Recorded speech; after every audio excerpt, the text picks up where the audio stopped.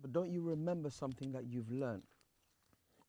So in other words, learning is here, remembering is here. Let me think about this. So you can't remember something you remembered, but you can remember something you learned. Where's the thing? I think learning is remembering something that's subconscious.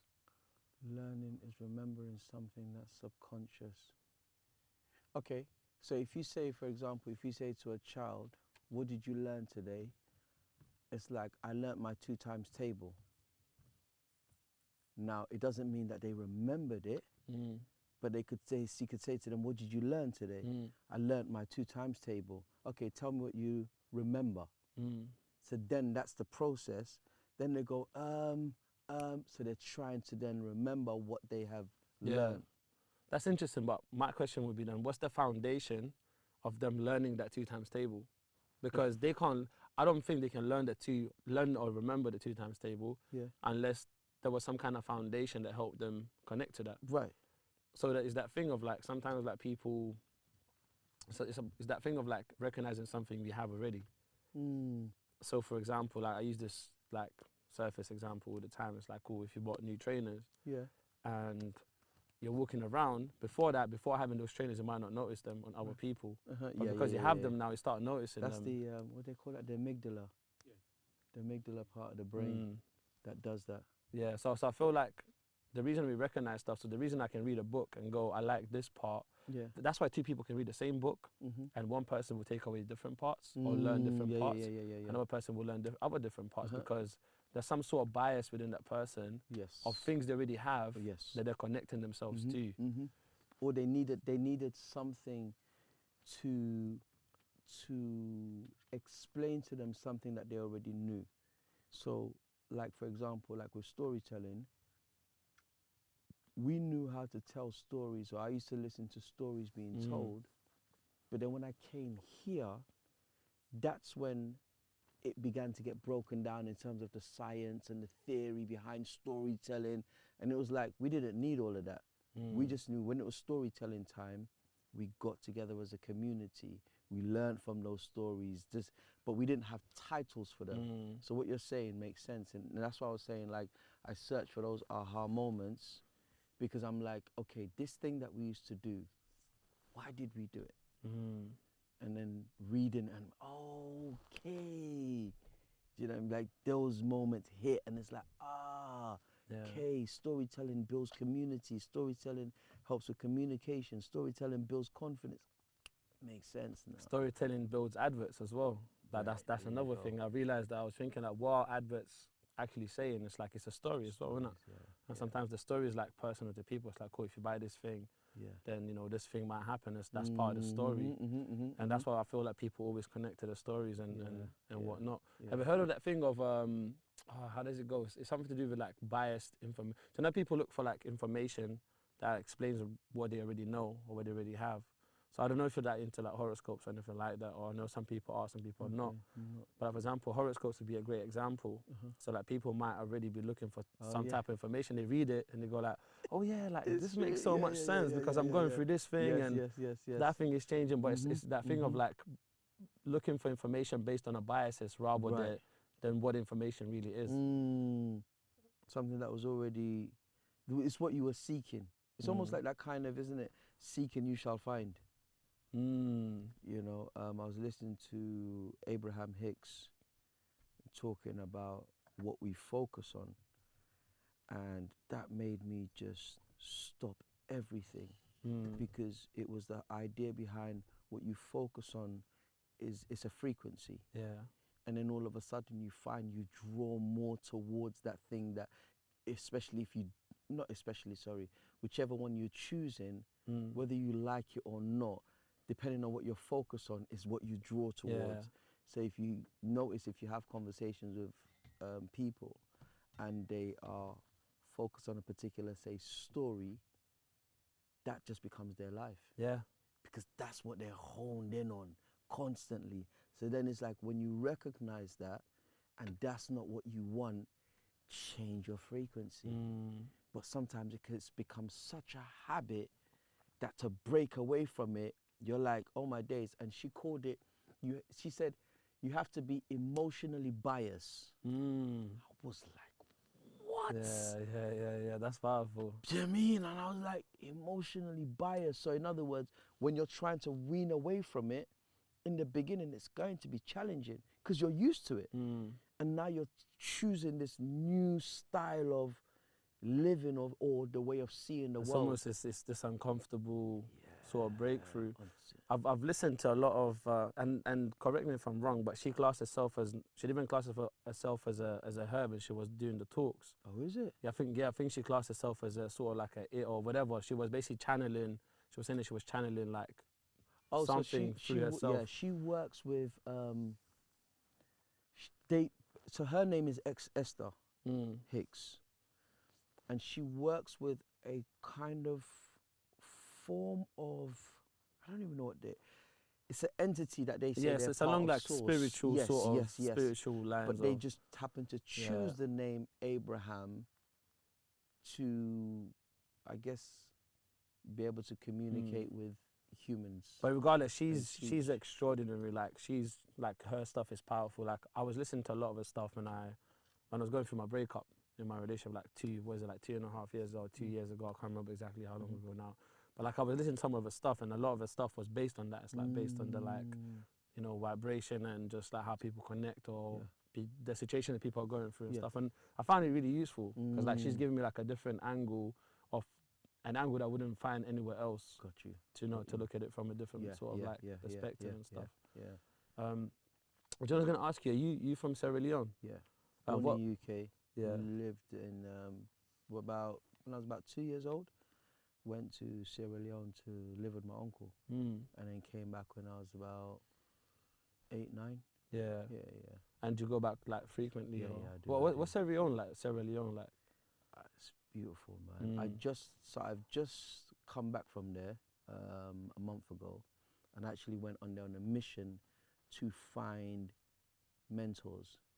So there are 2 particular individuals that I was looking for. One of them is Denkina, amazing storyteller, like phenomenal traditional storyteller that is very much being forgotten. In terms of when I mention his name, like my auntie or my cousin, they'll be like, oh my gosh, is he still alive? And I'm like, this dude is so big where we're from or as children, but now he's forgotten. He's not as, he's known back home, but I'm like, he should be global. And do you think that's due to like the internet? Like, does he put stuff out on the internet? No, he's old man. Well, but that's the thing, man, and that's the thing. This is what I realize about the current world in today's thing. It's like if you're not on social media, or someone isn't on, you know, they don't have a YouTube, whatever it is, like people don't connect. Like most people connect through internet now. But then it's the responsibility of our generation to now keep that alive. So when I went in search of him, it was to say, look, I've become what I am based on being self-taught, but I want my what's it called, my sigil. I want my teacher. I want my you know, like I used to watch Kung Fu back in the day, and you had to have a master. Yeah. Do you know what I mean? And when you're under that master, you humble yourself, and you become a student of the game. Bro, this man stands and people just start to gather. Do you know what I'm saying? So that's thinking. And then the other person is Sori Kondi. Sori Kondi is an instrumentalist. He's blind as well. And I used to see him on the internet, and he played this instrument. He plays an instrument called a kondi. Now, I have one here which is called a yunga yunga. This is from Zimbabwe. So in Sierra Leone, we have the kondi. Bro, this dude is like the only person in my country left playing this instrument. So I went to go and find him, and I sat with him and just listened to him talk about his life. And then he also said, he's like, when he goes to do shows, he's telling people, look, I'm on my way out. I want to pass this on, and nobody's stepping up. And he was like, I'm listening to him, and then he's like, I'd really love to teach a girl, you know, to be able to do this. I'm like, if you haven't found anyone, I'll be a student. He's like, are you serious? I'm like, yeah, I'm serious. Yeah.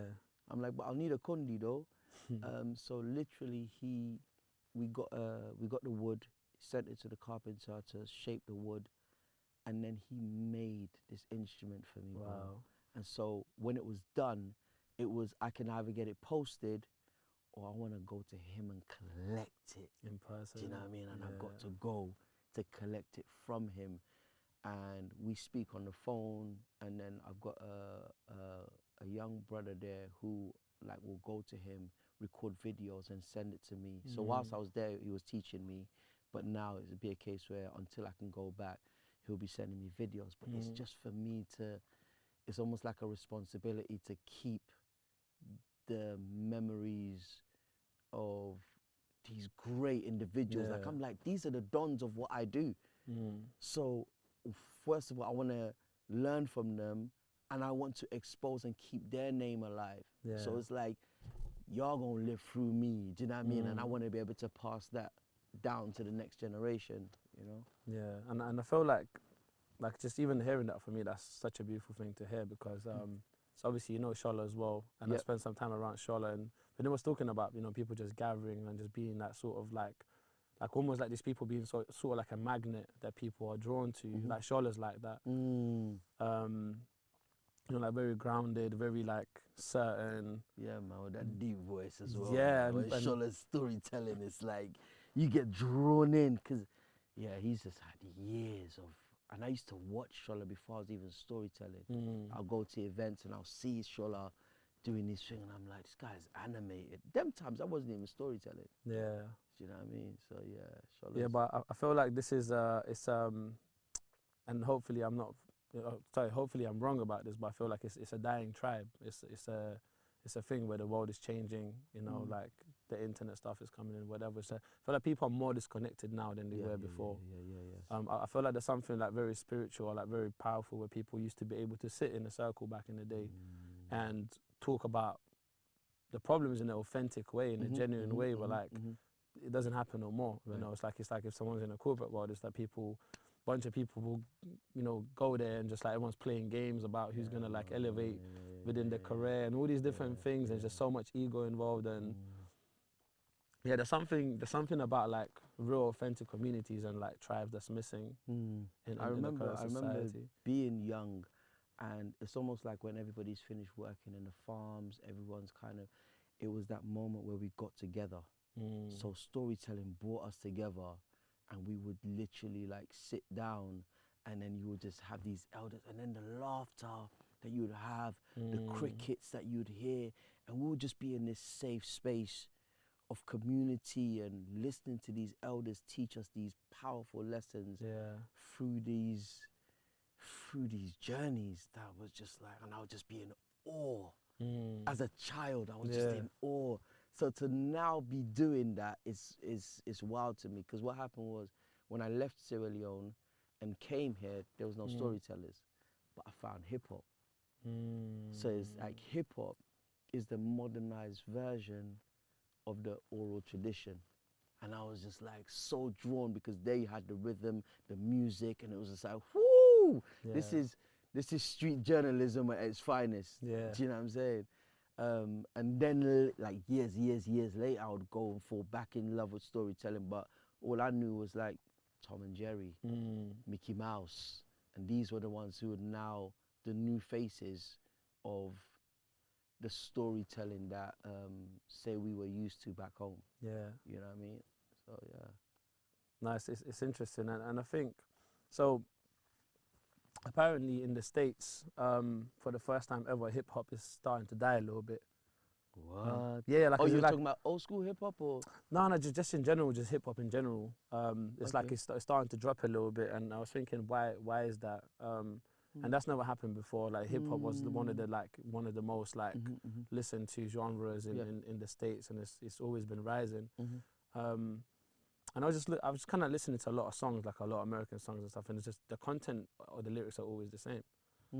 It's always like the same stuff, but said in a slightly different way. Not everyone's music. For example, I like Absol. I don't know if you listen to Absol. TD, So there's a couple of artists out there where maybe someone like J. Cole, but there's a couple of musicians who are like putting in like don't know, like content that is meaningful and powerful, but the rest of them are just talking about the same stuff all the time. It's like how many cars they got, how many properties they have, how much money they make, what kind of cars they. Yes, I was already spoke about cars. What kind of women they see. It's just it's all the same stuff. Like there's no actual substance to it. Right.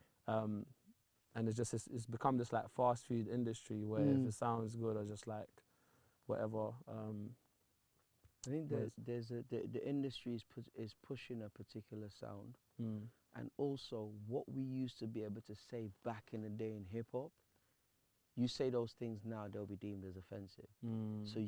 So being as, say, rebellious or as revolutionary, you get blackballed. Do you know what I mean? You get put in a particular category where it's almost like they try and oust you out for being so open with your lyrics. So I think that's, for some people, it's like, well, if I can't say what's really on my chest, why am I in this art form where the back of this was of the struggle, was of talking about things that are going on in my society and my community that I'm not pleased about. And then I think back in the day when we used to listen to hip hop used to, and it still does, but the power of it, it would move people in a different way. You know, it wasn't just about entertainment. It was like we rapped to make you think. We rapped to shift lives. We rapped to educate. And now I guess the education is the information, is so widely available. This is something we'd have to probably think on or discuss even further. As I'm thinking about it, more things are coming to me in terms of how the industry is being set up and what is deemed as the new faces of hip hop. I mean, like, so I'm not the biggest like conspiracy theorist, right? I try to look as much, like I try to be as factual as possible. For example, when I look at the music industry and how much music, like within rap and some of the hip hop as well, because even the hip hop thing's been diluted, but how many people talking about how many people they killed and stuff, and it's like, at what point do people think it's okay, like the music labels think it's okay to keep putting that music out? So my thing is like, I'm not the biggest conspiracy theorist, but there must be something behind it. If people go, you can keep doing that, and we're fine with that. Of course. Yeah. Of course. It's a bit crazy. That's been in existence for quite a while, in terms of what it's like fashion. What the industry pushes is what people are going to be more drawn to. So a lot of people think that it's the artists that control what people listen to. But in saying that, if you are an artist that is dedicated to your craft and you're true to your art, you will draw the fans. And I think what artists shouldn't do is necessarily look at just a commercial following. So it's almost like a lot of the times it's based on views and things like that. You'll hear of some rappers or you've come across a rapper that you've never heard of, and you'll be like, you hear that they're on tour. Like, tour where? They'll be going China, they'll be going different countries, do you know what I mean? Like, and you're like, they're loved in these places, and really not. It's a world of 8 billion people. Yeah, that does really exist. Do you know what I mean? And the world is bigger than social media. There are people who are just like, nah, listen, I follow this artist because I love what they do. I love what they stand for, you know? So I think as an artist, it's up to you to not be what's the word? Not be made fearful to have a voice. You know what I mean? And have that voice be something that is meaningful. Whether you're talking about love, war, whichever it is, have it be something that's meaningful to you, that does draw towards people. Yeah, but that's what I love about musicians, that kind of stand for what they believe in. When they say, you know, like a lot of the times they have all this influence telling them, you know, you should write this type of music, you should do this, but they go, you know what, I want to write what I want to write about. And they stand for it, and it works out for them. And I think that's the most beautiful thing, because they're standing up for what they believe and what their qualities are. Well, speaking of like music and stuff, what's your like creative process? Like even with the storytelling and storytelling and music as well. Just what's your someone the other day, I've said I've got two personalities, and I was happy about it, because my hip hop side is like, it's more adult focused. It's revolutionary. It's where I talk about what I'm going through, my personal issues. But in terms of my process, currently it's like wake up in the morning. If it's not time to pray, first thing I do is write, because the brain has rested, and I don't know, maybe whatever was in my dream, I want to translate that onto the page. I want to transport that onto the page straight away. So certain times I wake up and I'm like, all right, cool, boom, headphones, and then and I just get to work. Because once the sun comes up, the world opens. Yeah. That's when the calls come in, the emails come in. But in those early hours, it allows me to just zone. I can talk to myself in terms of my creative process, with what I'm doing, and it's really like this kind. And some artists, they tend to stay up at night. I'm like, nah, I like mornings, early. Certain times I can hear birds tweeting and all sorts.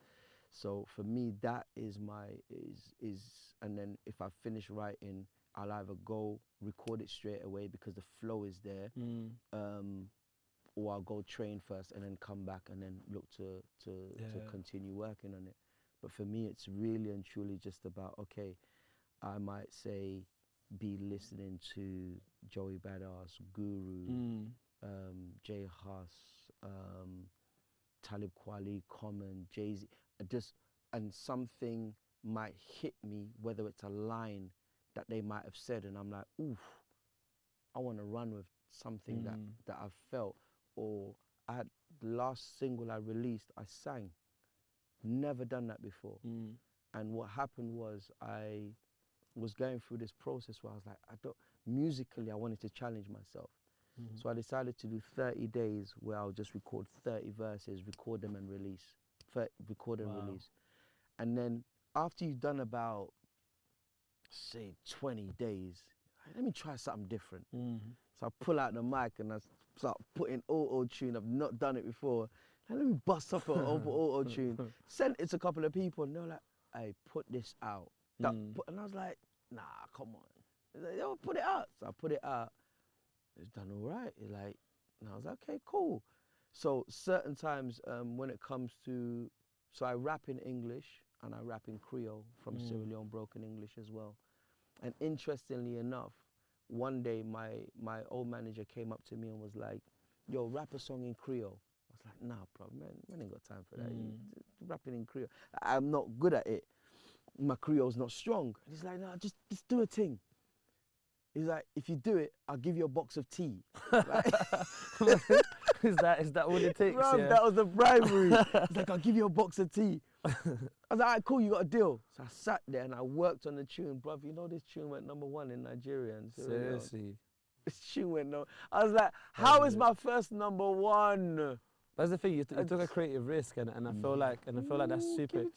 Yeah, and I feel that's really important. A creative risk. Yeah, man. Yes. You have to I feel like in life people have to take a creative risk, because if they sit within a comfort zone, and sometimes it might not be a #1 hit. Sometimes it might not work out, but if you don't try, you don't know what's possible. That's right. Or you don't know what might happen after that. Definitely.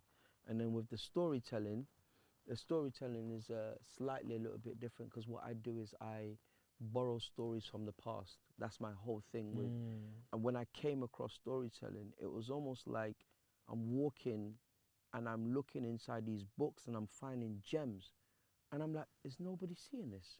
Like, what's going on here? So I started just finding these gems.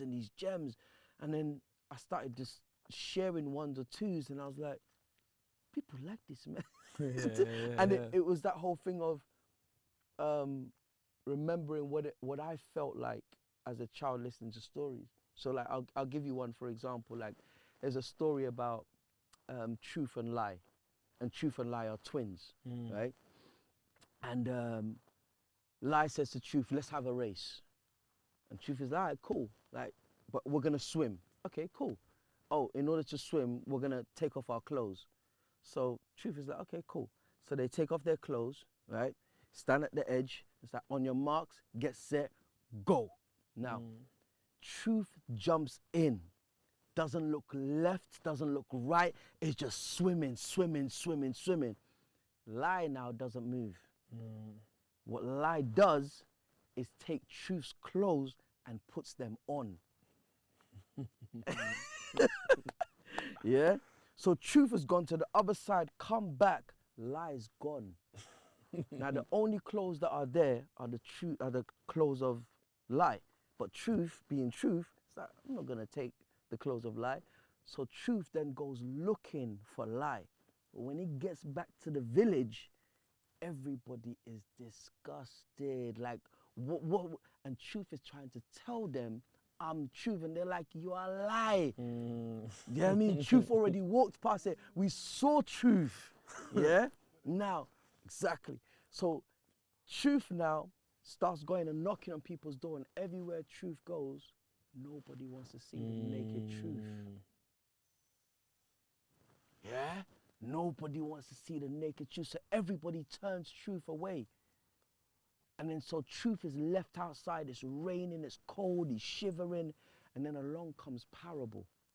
Parable sees truth, takes pity on truth, and takes truth home. Feeds truth, warms up truth, and then goes inside and brings the cloth of story and wraps it around truth. Now truth, now dressed in story, goes back out into the world, knocks on those same people's doors, and they welcome truth in, who's now clothed as story, and they sit around and they share and they laugh. When I find moments like stories like those, I'm like, what I've been trying to say maybe in an hour, I can say in 2 minutes. That's powerful. Do you know what I'm saying? And then I get to explain to people like what the power of stories or storytelling is. One person's truth is another person's lie. And also, because when lie came dressed as truth, that's someone's lie, but they think is the truth. But yeah, no, that story is powerful. Yeah. We're having a moment right now. No, but what's interesting is like, the hardest thing for a storyteller, me as a storyteller, is if I've told a story and I want to speak on the meaning of the story, sometimes I have to fight the urge, because my meaning of the story could be based on where I am in my life. Yeah. And what you get from the story is based on where you are in your life. So what you just said there, bam, bam, bam, bam, I'm listening to you now. Because now you're teaching me. Do you know what I'm saying? So like, I went to a school once, and I was telling this story. And whenever I've told this story, it's a story about a donkey that falls into a well. So one day this youth sits there and he's like, no, I'm gonna tell you two situations actually. He sits there and then he comes up with something. As a result of that child, I had to change the story. Yeah, I'll give you an example. Usually, by the way, when I say story, the person must say story. Yeah. So when I say story, he says story. Story. Come on, be out here. And the reason, it's interesting because the reason for that is like back home you're asking, do you want a story? And then you want a story. So when you say story, you're like, yeah, I want a story. Yeah. So there's a story about a snail, and this snail takes 7 years to cross the road. Yeah. And as the snail gets to the other side, a huge, massive tree falls down, lands, bow, and just misses the snail. The snail turns around. That takes him about 2 weeks. He turns around, looks at the tree and goes, phew, it sure is good to be fast. Now, say that story to a group of children. I said that, I've told a story, and then I get to ask them, is the snail slow or is the snail fast? And then they get into the debate, and it's the most beautiful. The snail is slow. Why is it slow? Because it took 7 years. Why is it fast? Because the tree missed it. Bro, I'm sitting there, I'm just watching them. I go to one school, and then this youth goes, Well, it depends on how big the road is.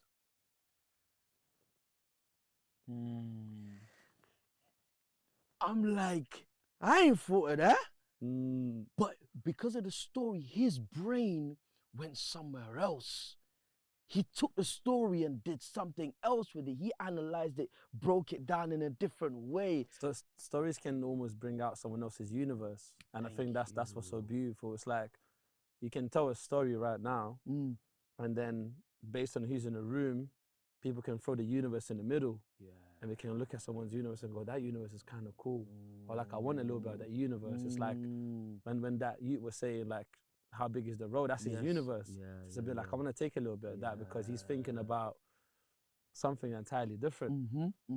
And then he then took me somewhere else, and everybody else in the room, because everybody else is like, oh yeah, even the teachers are like, and then what's also beautiful, bro, is when you get the youth who teachers might deem as the bad youth, and they come up with an answer, and everyone's looking at them like, oh, this child doesn't usually talk. I'm like, or this child's got ADHD. They don't sit down for but we know none of that is true. We know that they're not a bad youth, and we know that they're not, you know. And that's the thing. That's the beautiful thing because of the storytelling. It invites them to show that side because we know they have that side as well. Everyone does. That whatever the surface or what they're putting out is entirely different who they really are. Right. You know, some people, for some people it's a defense thing, for some people something else. Some people survive like that. Yes. Anger's the survival process. Thank you. You know. And with the storytelling, what's happening is, because apparently when you're watching TV, your brain does less work. When I'm telling your story, your brain has to activate all, do you know what I mean? Everything starts to work. Your brain starts doing gymnastics. Pay attention, Yeah, so everything is going on. You've got the sound, you've got the image. If I say donkey, you can decide to make the donkey purple. You can decide to make it green, black. It's your world. I have to visualize it. So the moment I'm visualizing it, I'm not an autopilot no more. I'm taking. Thank you. Yeah, I'm taking charge. I've got a story as well, by the way. Talk to me. It's not my story. Story. Yeah, story. I need to pull it up real quick, cool, but cool. I've got it here. There we go. 1 second. I've sent it to Aladdin the other day. He didn't like it. He didn't like it, man. But I'll bring it up in a second. It's a story between I'll just read it out. There we go. Oh, I found it. Yeah, so I'm not that amazing at reading, so but I'm gonna give it a shot. Gonna take a creative risk. So anyway, so the sun and the wind quarreled about which was stronger. The wind said. So let me just restart that again. It's not going great. So yeah, the sun and the wind quarreled about which one was stronger. And the wind said, I'll prove that I am. And then the wind said, see the old man down there with the coat? I bet I can get his coat off quicker than you can. That's what the wind said to the sun, yeah. So the sun went behind the clouds and wind blew until it almost became a tornado. But then the harder it blew, the tighter the old man clutched his coat to him. So finally the wind calmed down and gave up, and the sun came out from behind the clouds and smiled kindly to the old man. Presently, and he mopped his brow and pulled his coat off. The sun then told the wind that gentleness and friendliness were always stronger than fury and force. You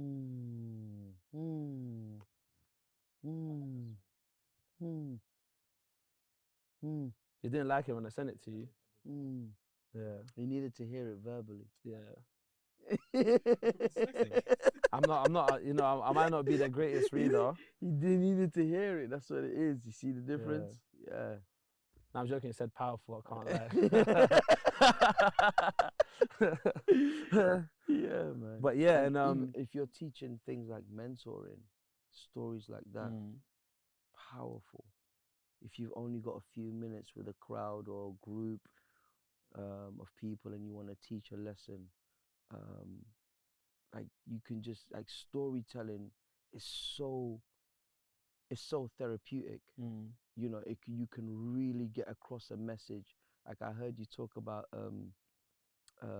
people going to the gym. You're like, if they don't come back, it's their business. Like, Oh yeah. and there's a you know, like people would speak about things that they're struggling with, whatever it may be, whether it's finance or whatever the thing may be. And there's this story. There's this story about this man who's in a bar, and he goes. It's his time to buy the round, so he goes up to the bar tender. Is it bartender? Is that the one? Yeah, the bartender. To the bartender. See, you can tell I don't drink. So he goes up to him and he says to him, give me like, 5 pints or whatever. Give me some peanuts. Give me some crisp or whatever.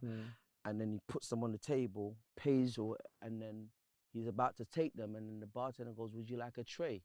And he says, "No, thanks. I'm carrying enough as it is."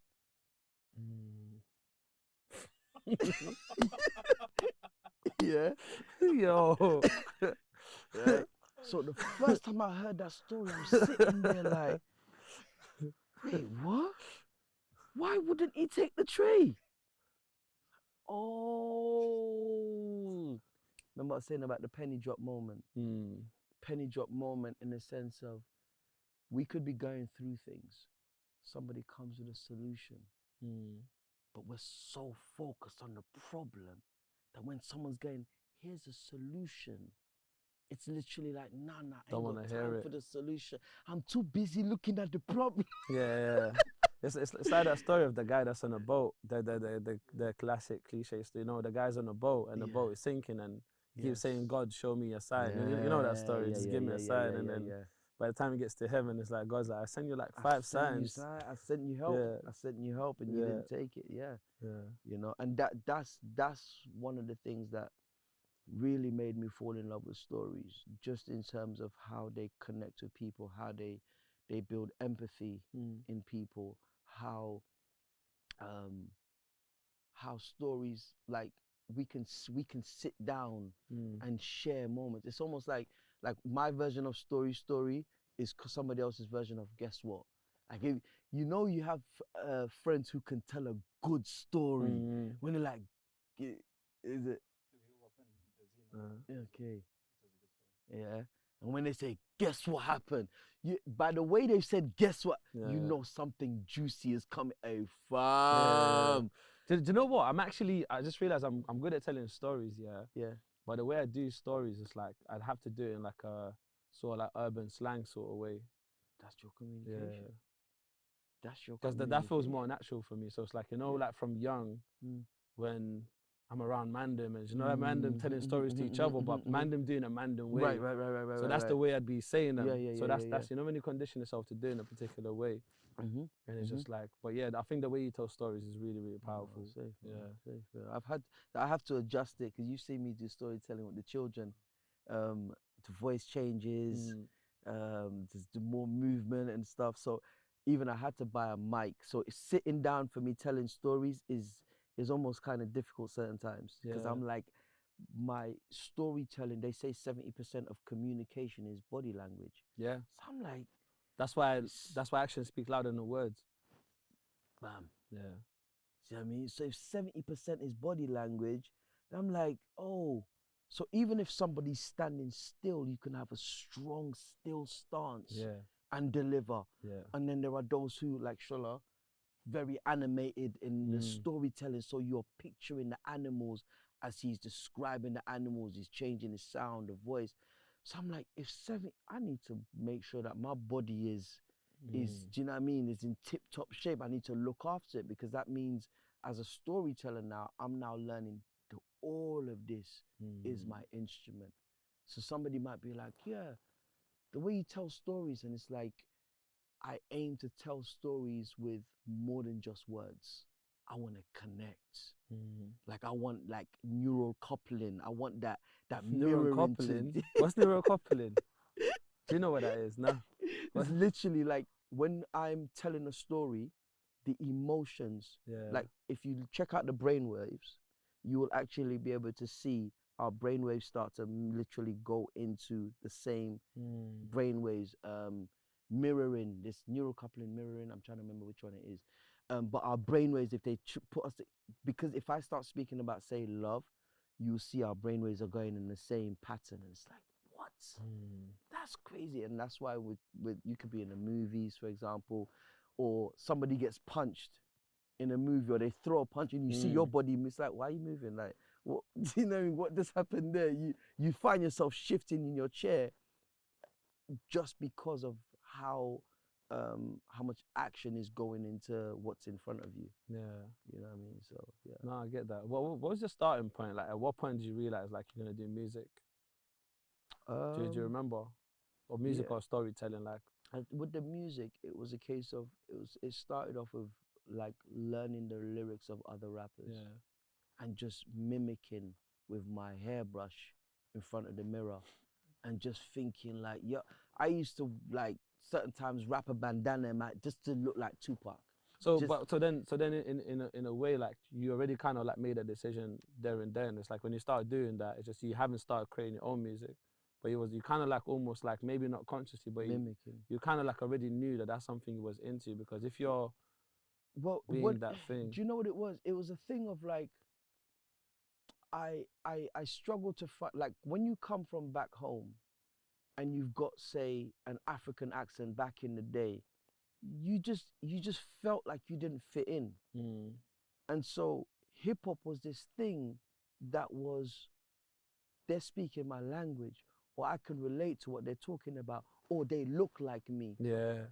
So that's where you see a lot of young people are drawn to that, especially in the UK. Like, it's like, who around you dresses the way you dress, looks the way you look, talks the way you talk.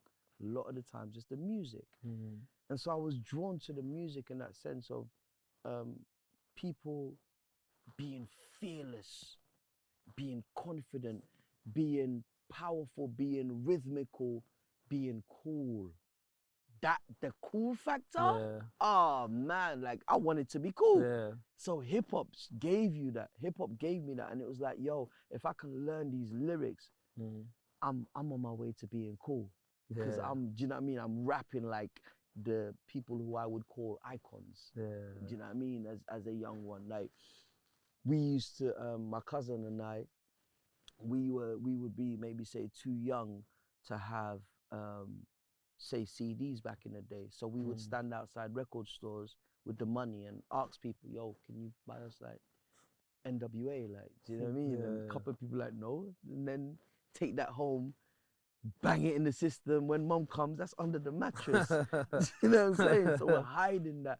It was just these guys were just, on the mic, they were rebellious, man. Do you know what I mean? Like, there were certain songs that you heard that just done something to you. It's the energy that they transferred onto it. Right. And that wasn't like coming out of nowhere. That was coming from like their experiences and the way they were living, and just in general, like they had this energy just like, and just putting it on there. You know what I'm saying? And, and I think a lot of music's like that, but I feel like, I think we lost some of that, man. Like compared to now. I'm not saying it's completely gone. And look, I could be completely wrong, but I just feel like, I don't know, man. I just look at the music industry nowadays and just it makes me sad. I say to people, if you don't see what you see in the industry, go look for what it is you want. Because I can go back to listening to early music back in the day, or there's like underground artists. But I don't know how to find them. That's the thing. Of course you do, bro. Of course you do. Of course you do. I don't know. I try. If you look on the internet, there are artists who are just like out there. But that's the thing. To me, like when I find an artist that I like, even like the old school ones, because I'm a little bit ignorant. So like when people tell me like, listen to this guy from old school days, whatever, it takes me a little while to get there. I do get there, but like not straight away, because I got an issue with like people's recommendations. Just in general, not just but with anything. It's like people always, people always shoving things like, do this, watch this thing, do that thing. I'm just like, bro, just leave me alone for a second. Let me just digest. Let me just digest, because I feel like in today's era in general, there's so many recommendations for everything. Like you go on Instagram, someone's recommending you read this book, read that book, do this thing, do that thing, and you're forced to listen to music beyond your, do you know what I mean, without your choice. So you go into a restaurant or whatever on TV by do you know what I mean, by default you're automatically forced to listen to, which is what more we will be drawn to, rather than say the commercial, I mean, rather than the underground stuff. So you know, yes, as I say, so kind of from trying to learn other people's, I started mucking about with like what I would call nursery rhyme lyric bars. And then one day I was in my room and a cousin of mine came to the house and he heard me rapping out loud. And he came and he was like, "You rap?" And I was like, "Oh, I'm trying to say, yo, I know some guys who I could hook you up with." Wow. Do you know what I mean? So these times we're kind of mucking around, my cousin and that and stuff. And then I go and see these guys and there's two, like, they're just cold. Like, I'm talking like, this guy said something like, "I'm the African Shakespeare, da, da, da." Man, one of them was like, "I swallow lightning and thunder." And I was like, yo, do you know what I mean? I'm like, yo, like, I'm just, as a young buck, just, that's like amazed at these lyrical geniuses, lyrical gurus. And I'm like, yeah, I'm sticking right here. Because they say, like, what is it? Be around people who are better than you. Do you know what I mean? You have to be. I got it, and you don't really get it until you are, because it's uncomfortable. Imagine, right, you're going week after week to the point where I'm like, nah, I'm gonna start opening dictionaries, learning words just so I can put them in my rhymes to sound as educated as these other guys. So they're now pushing and challenging me to be better. I want to raise my verbal intelligence, so that I can be on their level, you know. And then from there it was just performances. Like, whilst I was in uni, I never once performed at any uni shows, college, same, like literally, I didn't perform at any shows. I really kept that side of me, you know. It was only when I went to, interestingly enough, when I went to uni, I chose microsystems computer technology, some madness, and then I chose. You know, I listen, not to even judge, but just like listening to talk about all of this stuff, and then it's like I chose like microcomputer side. Not to say that, you know, things can't go hand in hand, but something entirely different. But and it was because like, I wanted to impress people. Do you know what I mean? When you're coming from certain backgrounds culturally, you're like, what, I'm gonna go and choose drama? It's not seen as a real subject. Do you know what I mean? There's no way to study hip hop. So I'm choosing these, and then I did like computer science. Like, I'm sitting in these classes, I don't have a damn clue what they're talking about.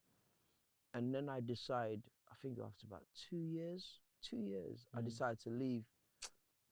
It's funny though. I left as well, but yeah, You know what I mean? yeah. But then when I left, I remember going to tell my mum. But I told the story in schools. I'm like, I walked in the kitchen and my mum was cooking, and she turned around with a knife, and that's. Oh, it's peak. And then, you know what I mean? Like, but in the end, I ended up saying I wanted to go to another uni to study creative and media writing.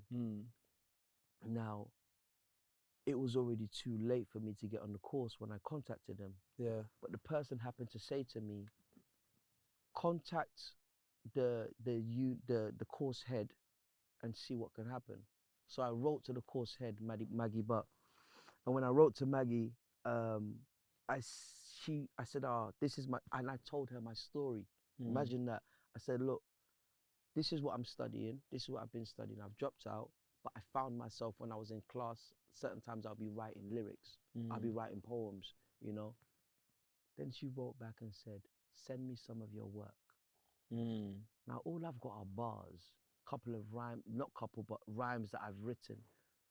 So I'm like, all right, instead of me making up something now, because I typed up my lyrics and sent them to her. Came back and was like, would love to have you on the course. And I'm like, hold on.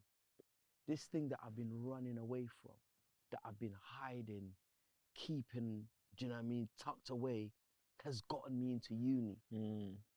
Like my raw talent because she's a poet, she's a writer, so she got it, she understood. And so it's that whole thing of like, you really don't know how much your story can impact people and how it can get you to certain places. Yeah. A lot of people will go through things and think, I wish I never went through that. And I'm like, do you know you had to go through that? And you look at what they're doing now and you're like, that's why you're doing what you do now, because you've done that. Because you went through that situation, which it was tough, it was even horrible, it was tragic, but because you went through it, you're now able to be stronger and you're now able to be here because of your story. Yeah.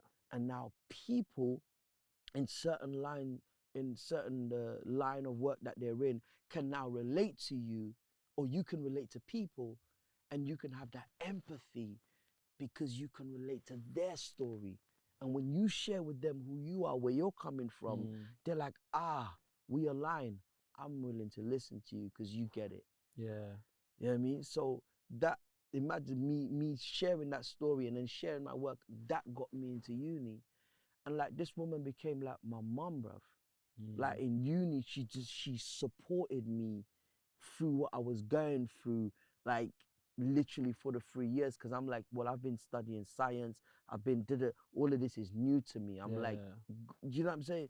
So for people who really, it's so, and then you say to people like, you have a story. Like, I don't have a story. My story's dry. Sit down with me. Tell me about yourself. When you start breaking it down, it's crazy. Do you know what's funny? I was speaking to a very good friend of mine, Ebbs, and I think it was there actually at one point. I think Aladdin might have been here as well. Then Ebbs started asking me about like, what age did you move here? What was back home? Like basically, I started asking me all these different questions from like my childhood up to now and stuff. And it goes, you got a story. It goes, you got a story. But it's what you said. It's like when I look back, at it, it's just like, to me, it's just so normal because I've been through it. So to me, it's just a thing, you know. But everyone's got a story, you know. Everyone's got a story. I think not many people want to share the story. Or not many people maybe might even see the value in sharing the story. But when people start seeing the value, I think he said this on Hebs' podcast. He said one of your favorite quotes is, when I change on how I look at things, the things I look at change. So I think a lot of the times it's a that thing. And I truly live by that. I think sometimes I struggle with changing on how I look at things, but that's why I like philosophy.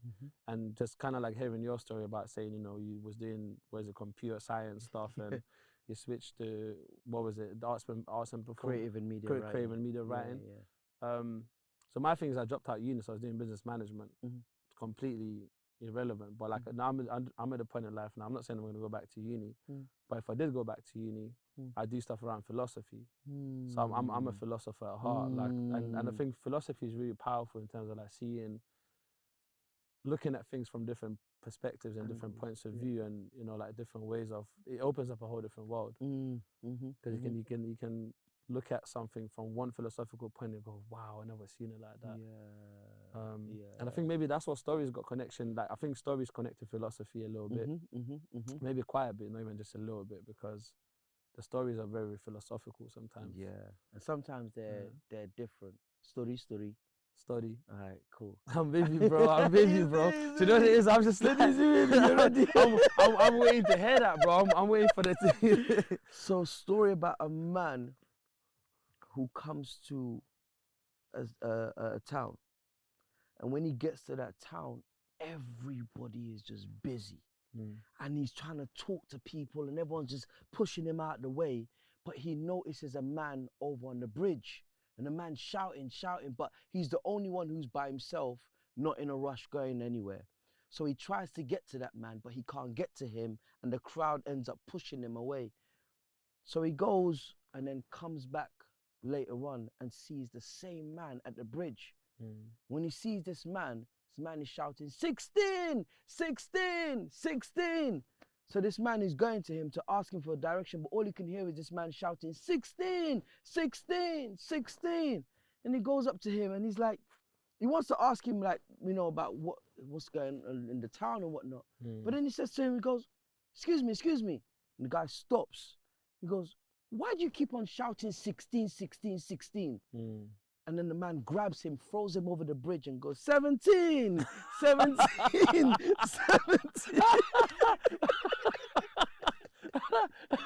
Oh shit. Yo, that one got me. Oh my day. Hey, that one was sick. And there are times when it's like, listen, sometimes the story is just like, you know. But that's the thing. That's the thing. I think that's the beautiful thing about stories, right? Yeah. It can even say that story, and in a beholder of the listener, like of how they're listening to that story. Yeah. It's like people can hear different things. Yeah. Like one of the things I used to talk. So I used to do a lot of like personal development stuff within my workplace. So I try to facilitate spaces for people to sort of like have conversations about particular things or look at things from a different angle. And what I realized a lot of the times is that the people that were coming to those sessions, they were bringing their own learning there. Okay. I wasn't necessarily, I would facilitate a platform, which is Right. obviously, that's like an ignition, whatever it is. Yeah. But the way people interpret what that means to them, and it's going back to the thing, that's the beautiful part. And I realized that I can go to any course and get value from it because I'm bringing the value with myself. Okay. And that's when I realized that a lot of the times it's also down to the individual to like, what is the listening? Like, what is the, like, how do they observe? Like, what lens are they putting on? You know, like reading that, for example, like if I start listening to your stories from a point of learning how to tell that story, Right. like I'll hear the story differently. Because suddenly my lens is different. Yes. Rather than listening to hear what, you know, like what lens am I putting on? Yeah. I think that's really important. And unfortunately or fortunately, like not a lot of people get to that point or that awareness of like, what is the lens? You know what? I think everybody's on their journey. It's interesting because, like you said earlier, when everybody's throwing information at you, you're like, yo, that's enough. And for some people, they're going through what they're going through before they can get to what we want them to get to. So like, for example, you might come across a YouTube video or you come across somebody, say a philosopher or somebody, you know, famous or that gives you information and you're like, nah, I need to share this. I need to forward this to my friends. And you might show it to somebody and you're looking at them for them to have the same rapport that you had when you watched it and you got, and they're like, yeah, that was all right. Yeah. You're like, what you mean? Like, this is gold. But it's because we're in different places on our journey. So, but that's the thing. So that's, I know exactly what you're talking about, and I've been there before, and I used to be really excited, like trying to show people. And do you know what? I've changed up. Like I've changed a lot. Like my thing is now, is like I send out an invitation, and then it's better for me because I'm like, I'm not actually I'm not trying to like, I won't be upset if they don't do it. Right. And my thing is like, when people are invited to look at something or whatever, it's a little bit different. I'm like, yo, you should watch this thing. It's like, yo, I've got an invitation for you. Why don't you watch this thing and see what you get from it? So it just reminds me of that thing, you know, when let's say for example I came up to you, and I'm someone who has like I've been exposed to the meaning of life as just me. No one else in the world has ever. I've been exposed. I've been exposed to the truth. Yeah. And I come up to you, I'm like, this is the truth. This is what like I experienced it. It's the truth. Yeah. And you like, a lot of the time, like, if I was genuinely passionate about it, maybe you look at me and say, yeah, tell me more. But sometimes you don't. And it's fascinating because that's what a Jehovah's Witness is. That's what a preacher is. That's what a sheikh is. Like, these people genuinely believe this is the truth, and they're like, I've been there, I experienced it. What if it's lying, truth's close? It could be. Even so, I mean, yeah. I don't know, sometimes we don't know what we're wearing, man. Sometimes we don't know what we're wearing. Have you heard of Tap a Listener? Nah. So okay, guess the beat I'm playing right now, yeah?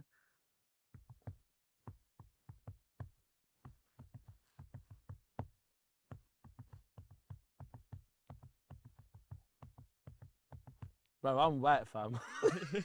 You lost me after the first beat, bro. What are you talking about? Come on, it's easy. It's easy. Joking. I don't know. Come on. I'm honestly. Come on, Lucky, one more time. Pick a part, yeah, that's like proper. Okay, one more time.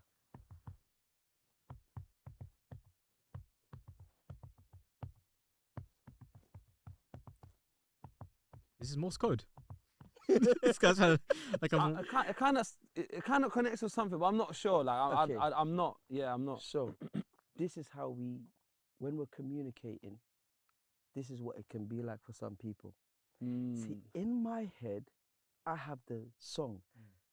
Many men wish death upon me, blood and no, but that's what I'm saying. That's how we communicate sometimes, because in our head it makes sense. Yeah. What we do when we say to somebody, we might send a text, or we might say, you're like, what do you mean you didn't get it? I made it clear for you. And within communication, Tapa Listener teaches you that actually, no, it makes sense to me. Yeah. And only me.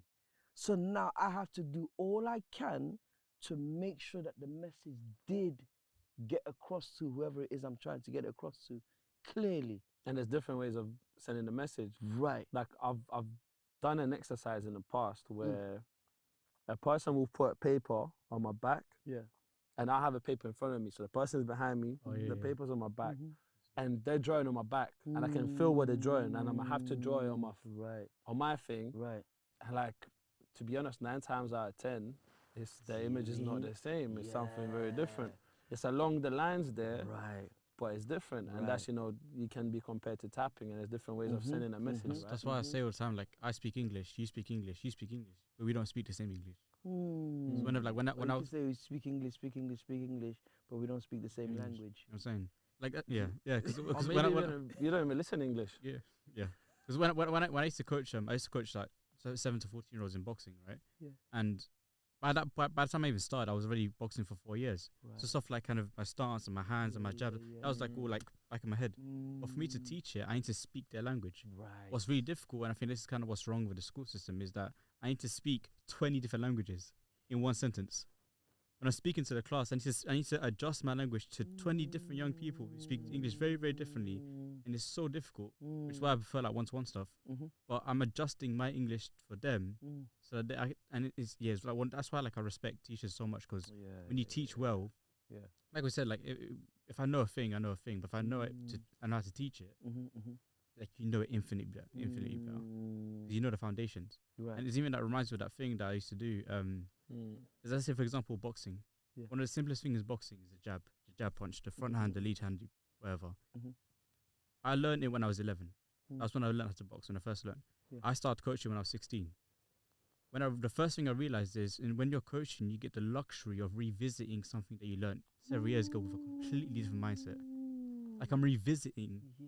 It's like going back to your childhood home. You know what I'm saying? I used to live around the corner from here when I was a kid. When I go there now, I'm like, I was here, I was there all the time. I was there. I was sitting on that bench all the time. I was playing in that. And you get to revisit it from a whole new perspective. Yes. That's kind of what supports you in teaching as well. But that experience alone, that inner kind of explosion of excitement in yourself, that's kind of why I had my passion. If you don't have that explosion, you can't teach properly. Yes. If you don't have that passion, you can't teach. Very true. That's what, like, change is a given. Based on what you said, change is a given. It's like, usually it's like all those things, they stay the same. It's like the thing that's changed is us. Like, that's a constant. Yeah. The whole thing of like, you watched the movie 5 years ago, you watched it now. Yeah. You go like, this movie's different. It's not the same movie no more. Yeah, man. It's like, you're not the same no more. Superman, you see the string. I never saw the string as a child. Like, but the movie's the same. The movie's never changed. That's what I do appreciate it. Because I'm a big Marvel fan. I love Marvel movies, all that stuff. And one of the things that Marvel movies do all the time is they like throwing stuff. They call it Easter eggs, like small references here and there, whatever. So Leo knows this. I've seen like Endgame, for example, Avengers Endgame, like at least 20 times. Each time I watch it, I know something more different. Something different. Because I'm not focusing on the main thing anymore. I know what's gonna happen. So I don't have to focus on the main thing. I don't look at the character's face. I look at the thing on the left corner. And I say, oh, I didn't notice that. Do you know what I'd love for you to get to? What's that? Like in what you just said, and I think this is like super powerful. Like I'd like for you to get to the point. It's like, instead of noticing what's different in the movie, you notice what's different with you. With myself. Yeah. I feel like that was No, I'm not trying to. No, seriously. Because what I'm saying is like, but he did. If every time you watch the movie, you're a little bit different. It's like, what was different about you this time that made you see that thing that you didn't see before? I think it's easier to kind of notice the changes in others, and I think I know why, because, and I might have just blew my own mind by figuring this out. I don't see you every single day 24/7. I see you regularly, but not every day. So I don't see the natural progression between where you was before as the last time I saw you and where you was now. I see every millistep I've ever experienced. I'm saying, so let's say for example, I have a pencil, right? And that pencil is slowly rolling, slowly rolling. It's so slow that we can't even see it rolling, but it's doing it very slowly. When it moves like 5 centimeters to the right, you don't like it's like it's always been there, like kind of thing. It didn't move. It's always been there. But if I just pick up and put it to the right, you know it's moved. So I try to articulate it properly, but I see every micro adjustment I've ever made to myself. With you, I get back to you after a week. So it's like I noticed the difference between how you was before and how you are now. It's hard to see the change in someone when the change is so small, but when the change is significant, it's a lot more easier to see. I saw a change. Well, you just told me about a change in you, which is your observation style changed. So that literally is like, so even if you're talking about peripheral vision, is that whole thing of just it, without maybe you even knowing, when you go out into the world, you observe things differently, because when you watch a movie 20 times, it teaches you, don't just look at what's in front of you. Like I read recently, apparently, like something like, if you're walking towards somebody or somebody's walking towards you and you want them to move out the way, stare at the shoulder. I've heard that. Yeah, I've heard that. Like, so somebody, if you and I are walking, like this. yeah, bro, and the person would, and I'm like, what kind of? I'm gonna try that. Same No, thing. I need to try that. The amount of times I've done that thing where you go left and they go left and you go right, you go right. You start ball dancing together, trying to get behind each other. Listen, I've got a different one. If you're walking straight and someone's coming towards you, you want them to move out the way, go on your phone and keep walking straight. Wow. You'll get you, yeah. Or I can indicate. I just go like that. Like indicating. Walking straight. You might run into them. The thing is, No, what if you do it and they do it as well? 9 out of And 10. you just crush into each other. 9 out of 10 times it works though. I've done it before, but not intentionally. I've done it by accident. Okay. I'd be like, I'm just like, I'm in the middle, like I'm transcending into like a different zone. It's like, I need to argue with Aladdin right now. I'm just like, I'm sending out just mad messages. And you're walking with your head I'm out. going, I'm just like, by the time I look up, someone just in front of me just went sideways. I'm like, all right, lit, and just go back to the. Transferable skills. But again, yeah, I guess that's a transferable skill. Like even when you told me about the whole observation stuff in movies, that's a skill that I've been able to transfer. Right. Like I started watching Marvel movies repetitively maybe 4 or 5 years ago, and in this 4 or 5 years, I've become a bit more open to observation. So like stuff like foreshadowing. Foreshadowing, you already know. I'm pretty sure you know what foreshadowing is. Like kind of putting a little. You know what foreshadowing is? No. Or no? You don't know. So if I was explaining it like you don't know, it's like have like a light reference early on for it to kind of come back later. Okay. So for example, I don't know, maybe right at the beginning you might have said something about story and never mentioned it once throughout the entire pod, and you come back to it at the end and you kind of make it go full circle thing. So foreshadowing, I've noticed that a lot. So like whenever stuff like someone might do something or someone might say something, it might be so small and so insignificant, but it plays out fully maybe a week later, and I've noticed like I go back in that time. And that happens a lot in movies, like a proper like a movie trope where they love to apply foreshadowing. And then I've noticed it in people. It's like, yeah, of course, it makes sense. They didn't get it from movies. People made movies, so they got it from their own life experiences, put it in the movie that we see in the movie that we take in our own life. It's one big cycle. That's how you know. Yeah. No, that's powerful. You know what? I've had like way more questions for you, but before we start checking out, there's one thing I wanted to ask you as well. Again, I got this from Hebs' podcast, and I watched, and you said this one thing, yeah. And by the way, I don't disagree with you, I just wanted to explore it. You said, like you said, hurt people. Like, do you truly believe that? Yeah. Yeah. Do you want to expand on it? Why do you think that is? And in what scenarios do you think that happened? So in other words, like whilst you're going through something, it's what you know. So you tend to expand on what you know when you're going through things. That's not to say that you do it all the time in your life, like everybody you see you're gonna hurt. But it can be very difficult for some people who are going through things, tragic moments, etc., to not know that they are hurting other people indirectly. So this isn't necessarily directly. It could be a case where somebody who you love knows you're suffering. And as a result of your suffering, they could be in a place of like, man, I'm feeling for you. That means I'm hurting. So that's like empathy / sympathy hurting. Yeah. Wow, you know what? That's part. I love that you said that because I didn't even see it like that. I was thinking about people that get defeated by the experience of something bad and they become that experience. So, you know, like when someone goes, like something happened to someone, and I think some people don't have the resilience, or they're not resilient enough to go, you know what? Like, including myself, I've been there before, but now I'm resilient enough to go, you know what? That experience is not going to defeat me, and I'm not going to become the person that facilitates that same experience for other people. Yeah. But yeah, I was thinking about more of that. But I feel like what you said is just, that's beautiful, man. It's like if I'm hurting, I might indirectly be hurting someone else because they feel for me. Yeah, that's nice. I like that one still. Respect, man. I like that. You're a deep guy, man. You're a deep guy still. I love that. But yeah, coming to an end. We didn't even get to ask you. Do it now? Should we do it? Let's, because we was meant to do this thing at the start, but we just got into this conversation and it just kind of like went away. There's no rules. It's completely fine. It does feel a bit weird saying it towards the end though. There should be a starting point. But what's the one thing that you'd like people to know about you?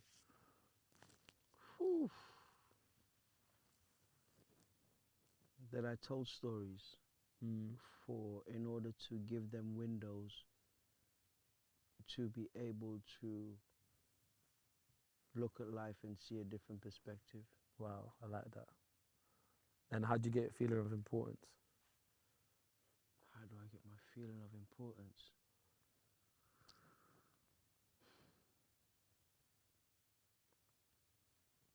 It's not something that I want. It's not something that I want. I think it's more of a, I want it to be more of a servitude thing. Back in the day, of course, like hip hop is a very egotistical sport. Like naturally, hip hop is braggadocious. Yeah. So that's when we were in, you know what I mean, back in the day.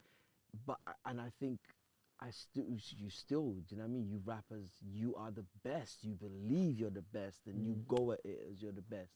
So I think from that standpoint, there's that element of that. But then it's also it's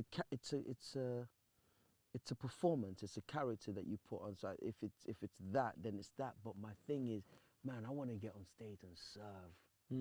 But that's the thing. So that you know, that can be your feeling of importance, and I think that's completely fine. Like my feeling of importance is trying to like lessen some of the suffering for other people. I feel important when I do that. Right. It's almost like I feel like feeling of importance comes from like purpose. Like I've got this question from a book that I read a while ago. And in the book, you know, the person was talking about it, saying like, if you show me how someone gets the feeling of importance, I'll show you who they are. So when they're saying like, you know, if you like serving other people shows, you know, you get a feeling of importance, then it shows a lot about you as a person and what you bring to the society and communities and stuff. Right. So I think that's important. And everyone's gonna have their own different thing. Okay. And there is like, you know, we already know there's no right or wrong of way of feeling important. There'll just be different ways of where, you know, some way might be more valuable for another person, or for some people less. I hear you. But I'll let Aladdin take the next one. Great. Yeah, so closing off, last two checkout questions. The first question is split into two. Essentially, it's a promotion, so we'd like you to promote anything that you're working on. But that's the first question. First question is, what would you like to promote that's directly affected by you, something that you're doing, or a project that you might be a part of? Is anything basically you related? And the second thing we'd like you to promote is something that has nothing to do with you. So maybe a movie, maybe a book, maybe a TV show, maybe a podcast, maybe whatever. Anything that has no relation to you that you think people should check out and they can take a lot from. Story. Story.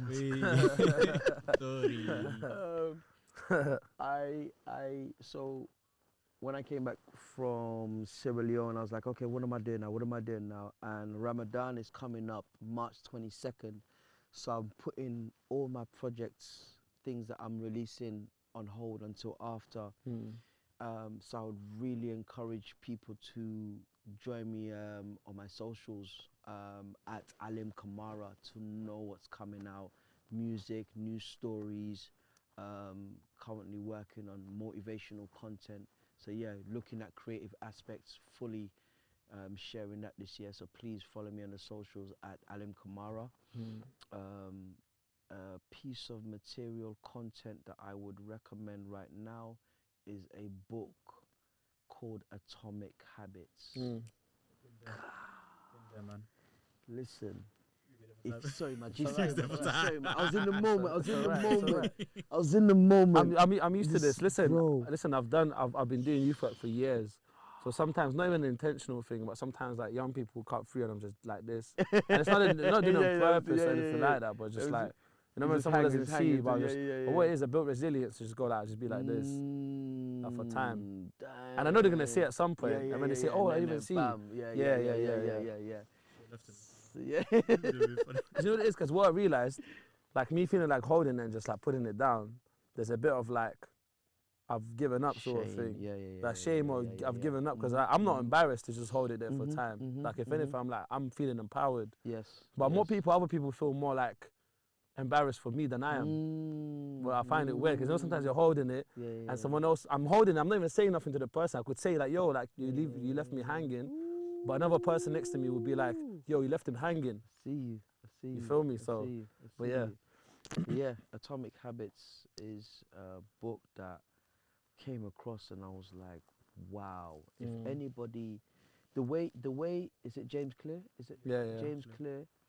The way he breaks down the simplicity of what it takes to build a habit. Like this man goes to the point of saying, if you want to go to the gym for the first however long, week or 2 weeks, he's like, just put your clothes on, go to the gym and then go home.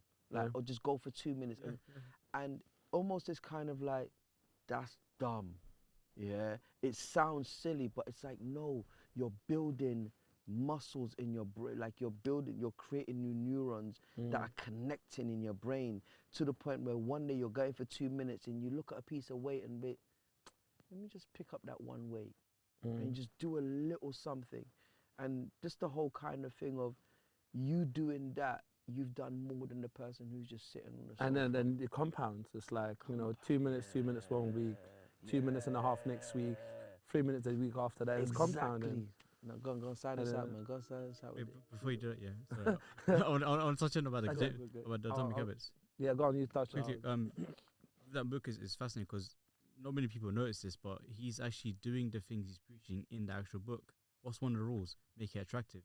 That book, like visually, is a very attractive book with always just the gold and everything. On top of that, he makes it simple, and that's what we love as humans. We love simplicity. Simplicity is attractive. What's another thing he does? Breaks it down step by step. Look at the chapters he's doing. Very, very simple chapters. The titles are very simple. He's like he makes things very, very simple, and everything he's preaching in the book, he's doing in the book. It's like, and we don't see it until I read that book a long time ago, like maybe like a year ago. And the stuff that's still like playing in my head every time I'm building a habit. It's like, oh yeah, James Clear said make it unattractive. If you want to lose it, make it unattractive. I'm doing like, you know, how can I make this pizza look as disgusting as possible? Let me just look at the bottom side. Look at all the oil at the bottom. Throw it away in the bin. Go get an apple. Please take it away, man.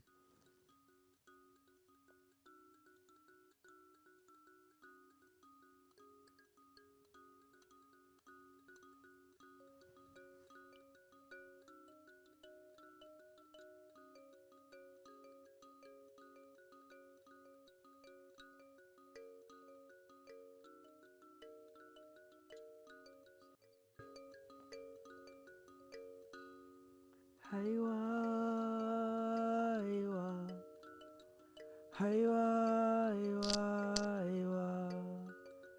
haywa, haywa, haywa, haywa, haywa.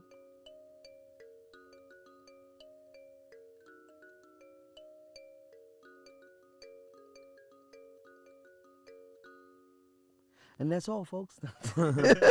Hey, yo, honestly, so those who don't know, this is the Imbira from Zimbabwe. This particular one is a 15 keys Yunga. If anybody wants to look it up and get into it, it's a beautiful piece of instrument. Yeah, you're a wonderful person, man. So I'm grateful for the fact that the world has you, bro. You know what I'm saying? What you just said is because you're a reflection. Huh? Nah, I'm grateful the world has you, man. I'm grateful to have you, man. No, Not on the it's an podcast, honor, just man. as a person in the It's world, an man. honor, man. It's an honor. It's always, I think for me, it's always refreshing to see someone who's upkeeping traditions and the old school traditions, because a lot of us are losing that. And also someone who's adding value to like people and just helping people, you know, like through stories or whatever they're doing, whether it's music. And I think, yeah, we need more of that. Yeah, It's a rare tribe. It's a rare tribe. So I hear you, man. And but it's interesting because you're providing a platform to expose what people are doing and to share like you said, if you were to go uni, you would study philosophy. You're getting people to share their philosophies, and you get a chance to debate on them, learn from them, teach them as well, because you're not just listening to you're also sharing as well. So which I think this is what we call community. Yeah. These lights are the new campfires. Yeah. Do you know what I mean? Where we get, Yeah. you know what I'm saying? Yeah. Where we sit down and we share stories and we learn from each other, so we can build, we can grow. Do you know what I mean? Like when I heard when I heard you talk about like the gym session, it's the whole thing of, even if you're going gym, every so often you need a reminder. Yeah. Like you need somebody to just push, and it's like piece of information, you know. And hearing you speak to, who was it you were speaking to? Louis, yeah. And then when you were speaking as well in terms of about when you two were having a conversation about having different perspective and seeing people with a blank slate. So I'm like, you're refreshing people with things that they might have forgotten, to be like, hey, when you go tomorrow, whether it's work or whatever you're doing, blank slate. Yeah. Do you know what I mean? And it allows you to really, if you say blank slate, you approach people differently. Do you know what I mean? So yeah, whoever came up with the name Beyond the Surface, like it makes sense. Yeah, definitely. I think we're on a mission of just providing learning, and I think for us it's about building a community. But I guess part of the community is for people that are maybe just about ready to receive some of this. Other people who are already in the space to receive this, but some people are not ready for it. Yes. And that's completely fine. When they're ready, hopefully they find us or we'll find them. That's the best part of recording it and have it, like, YouTube isn't going to die anytime soon. So even if you're not ready to learn the lessons today, you can go back to it whenever you want. Yeah. There's like 70 plus videos ready for you to, full of learning, ready for you to take it whenever you're ready. So. And then there's also the part where I'm like excited for where you lot will be in the near future and the far future. And it's just like you see other podcasters where they've taken podcasting, if that's a word, and what they do with it, how they've made merchandise and this, and it just expands. It's limitless. Yeah. So yeah, man, you lot are onto something. Yeah, we definitely want to have a balance of, like, we want to do more of this, meaning that, you know, if we can generate income from this, it means we're going to do more of it. Yeah. But at the same time, there's a balance of, like, we're not doing it for that. We just want that to do more of it. That's what's going to bring the longevity. Yeah. That's what's going to bring the longevity. Because to do something, it's like, yo, I would do this regardless because I love it and I enjoy it. Oh, man, that right there is when you found your core. Yeah. That's part of core. So yeah. But for the rest of life. But yeah, last question to close it off with. Aladdin's not gonna like me because I'm gonna switch don't up do it, man. for the sake of the theme. Don't do it. Just for once, for the please. sake of this, huh? Just for this one, please. No, Just be nice to me. Just be nice sorry, to me. I can't, man, because man. this is within the theme. I brought him here for you to ruin my question. I'm sorry, bro. I'm sorry. I'm gonna have to do this. You're a murderer, man. Listen, you're stubborn. I'm selective stubborn. I'm not usually stubborn in general. Same thing. But no, it's not the same thing. I'm very selective on particular things. But either way, go on. Alright, broski, listen. When you get a chance, to tell one story to the whole world, to 8 billion people, so they will broadcast on the TV or everywhere, every single platform. Everyone's gonna watch you for that one story. What story do you want to tell them? On cold nights, you tucked me underneath my sheets. Love the way you smiled when you kissed me on my cheek. Single mother, only God knows why you had to suffer. I'm sorry for the pain I caused you when I was younger. Hearing you crying from my bedroom wall, I couldn't take it, so I never knocked on your door. No matter how many press-ups I did, I still could not find the strength to comfort you when it was needed. That was then, this is now. I plan to make you proud. Tears of joy, that's all I want to see from now. Watch your son burst through the grass of clouds, strong, independent, playing the role of two parents. You gave me life. It's because of you I stand present. And although money situation wasn't that pretty, you saw to it that I never once slept hungry. I could never ask for more than you've given me. My worst day turned out to be my birthday. That morning your eyes were all swollen and red. Now you claim that you were just tired. I continued opening presents, you went back to bed. Before I knew it, I was surrounded by uncles and aunts. Sadly, tears and prayers began to chant. It was then I found out that he was gone, leaving his daughter and his son. I ran into the garden, kicking and screaming. How could he leave without even a warning? And of all the days to choose, why mine? My papa passed away way before his time. No picture moments to even take a glance at. But who's to blame for all this pain? I never knew him, so not much has really changed. See, you're a story that I need to share with the world. My pearl, I hold you close. For the patience you held, I write these notes. If your happiness is colored, I'll be running for gold. Chopping onions, I told you my dreams in the kitchen. Mama, all I need is your blessing. Far from the offspring you picked up from school fights, I understand why you sheltered me from street life. Now that my little bro's in this frame, I know you need me to raise my game. Rise as a role model in this crucial lane. You taught me applied education can break the chain. I know the angels admire your soul. Mama, smile for me. I love you so. Empty palm to the heavens, you pray with hope. Hope I become chosen to bring you joy with the sun's growth. So mama, you're a woman that I live for. Mama, you're a woman that I die for. Smile for me now, no more feeling down. In my eyes, you should be wearing a crown. Love. Appreciate you, man. Fam. Love, respect, man. And then, Fam. respect, man.